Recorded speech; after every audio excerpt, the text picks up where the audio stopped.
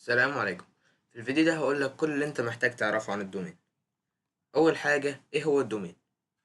ده العنوان بتاع الموقع بتاعك على الانترنت، زي جوجل دوت كوم او كاجو فور يو دوت كوم. عندنا في انواع للدومين او الامتداد بتاعه. عندنا دوت كوم، وده الاكثر شيوعا واستخداما عالميا، ودوت نت، وده اللي كان مخصص قبل كده للانترنت، لكن دلوقتي بقى يستخدم بشكل عام لأي موقع. عندنا دوت او ار جي، وده مناسب للمبادرات والجمعيات والمشاريع التطوعية أو للمنظمات كمان. عندنا دوت انفو، وده موجه للمواقع اللي بتقدم محتوى تعليمي. في امتدادات محلية خاصة بكل دولة. دوت اي اي للإمارات، دوت اي جي لمصر، دوت اس اي للسعودية. ايه الفرق بين الدومين والاستضافة؟ الدومين ده العنوان بتاع الموقع بتاعك، الاستضافة ده البيت اللي فيه ملفات الموقع بتاعك.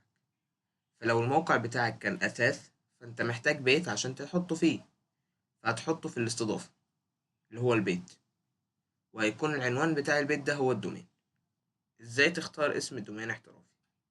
يكون قصير وسهل النطق، يكون سهل الحفظ، يعبر عن محتوى الموقع أو البراند، وتجنب الأرقام والرموز قدر الإمكان فيه. ولو الاسم مأخوذ، جرب بدائل ذكية أو إضافات، ممكن تضيف مثلا حرف عليه. خطوات حجز الدومين: تدخل موقع حجز الدومينات أيا كان إيه الموقع أو الخدمة، تبحث عن الاسم اللي أنت عايزه وتتأكد لو هو متاح، ولو متاح تضيفه للسلة وتكمل الدفع وتربطه بالاستضافة بعد كده عشان اللي يبحث عنه يدخل الموقع بتاعك. شكرا ليكم ونشوفكم في فيديو جديد إن شاء الله.